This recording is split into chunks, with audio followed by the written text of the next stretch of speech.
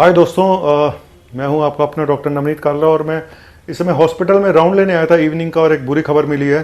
लेकिन भगवान से प्रे करता हूं। धर्मेंद्र जी हाँ, हमारे धर्मेंद्र जी सीरियस कंडीशन में, क्रिटिकल कंडीशन में हैं और धर्मेंद्र जी को वेंटिलेटर पे डाल दिया गया है। और क्योंकि 1 नवंबर के आसपास इनको सांस लेने की प्रॉब्लम हुई थी, उसके बाद से ये हॉस्पिटल में थे। पहले ये बताया गया कि ये सिर्फ अपने चेकअप्स के लिए आए हैं, लेकिन इतने दिनों तक कोई चेकअप के लिए नहीं रहता और वो सांस लेने की बीमारी की वजह से वेंटिलेटर पे डाल दिया गया। इसका मतलब ये है कि उनकी कंडीशन ठीक नहीं है। ये भी बताया गया कि उनके वाइटल्स नॉर्मल है, उनके बीपी पल्स वगैरह सब नॉर्मल चल रहा है, तो ये एक अच्छी बात है। और जहाँ तक मुझे पता है इनको शुगर भी है, डायबिटिक भी हैं। अब ये सांस में दिक्कत क्यों आई होगी? सबसे बड़ा कारण ये है, एक तो ये हो सकता है कोई इन्फेक्शन ना हो गया हो, लंग में निमोनिया ना हो गया हो। दूसरा, सांस की प्रॉब्लम, जैसे पॉल्यूशन इतना है उसकी वजह से इनको पहले से कोई सांस की बीमारी ना हो। दूसरा होता है कि हार्ट की कोई प्रॉब्लम ना हो जिसकी वजह से मसल्स वीक हो गई हो और पानी भर गया हो, या हार्ट की कोई करंट प्रॉब्लम ना हुई हो।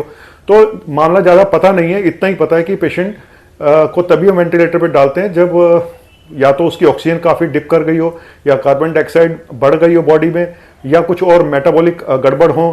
तो इन सब चीज़ों पे डिपेंड करता है किसी पेशेंट को वेंटिलेटर पे, ऐसे पेशेंट को वेंटिलेटर पे डालने का। लेकिन अभी सिर्फ ये हालात पता है कि वो कंडीशन उनकी सीरियस है। हम सब मिलके प्रे करेंगे उनके लिए। और ये भी डिपेंड करता है वेंटिलेटर पे जब पेशेंट को डालते हैं। मैं सच बताऊं, मेरे पे बहुत सारे वीडियो बना चुका हूँ कि 50% पेशेंट वेंटिलेटर पे आके बचते हैं, पेशेंट 50% नहीं बचते हैं। और जब तक इनके वाइटल्स नॉर्मल है, बीपी नॉर्मल है, पल्स नॉर्मल है, कोई खास फीवर तेज नहीं है और पेशाब ठीक से आ रहा है, तब तक उम्मीद रहती है। एक बार अगर टीएलसी बढ़ना शुरू हो जाए, इन्फेक्शन बढ़ना शुरू हो जाए और ऑक्सीजन डिप करनी शुरू हो जाए, blood urea creatinine multi organ failure हो जाए, तो फिर बहुत कम चांसेस होते हैं पेशेंट के बचने के। लेकिन हम सब मिलकर ये प्रे करेंगे धर्मेंद्र जी के लिए कि प्लीज़ भगवान इनको और लंबी आयु दे। हालांकि 89 ईयर के हैं, ओल्ड एज में भी काफ़ी ऑर्गन वीक हो जाते हैं और हम तो सिर्फ प्रे ही कर सकते हैं, है ना। हमारे अपने जट यमला पगला दीवाना, बहुत लोगों को सच बताऊं तो मोटिवेशन मिलता है उनके साथ, क्योंकि इस उम्र में भी आके वो काफ़ी एक्टिव थे।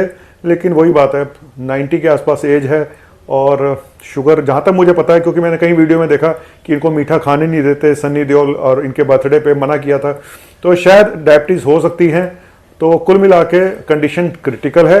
आने वाले 24 से 48 घंटे काफ़ी निर्णायक साबित हो सकते हैं। तो सिर्फ प्रे करेंगे हम सब इनके लिए कि भगवान उनको लंबी उम्र दे। और वेंटिलेटर पे इसके बारे में बहुत सारे वीडियो बना चुका हूँ कि पेशेंट, कौन से पेशेंट बचते हैं, कौन से नहीं बचते। हम लोगों को ज़्यादा हिस्ट्री नहीं मालूम है कि आखिर एक्चुअल डायग्नोसिस क्या है उनकी।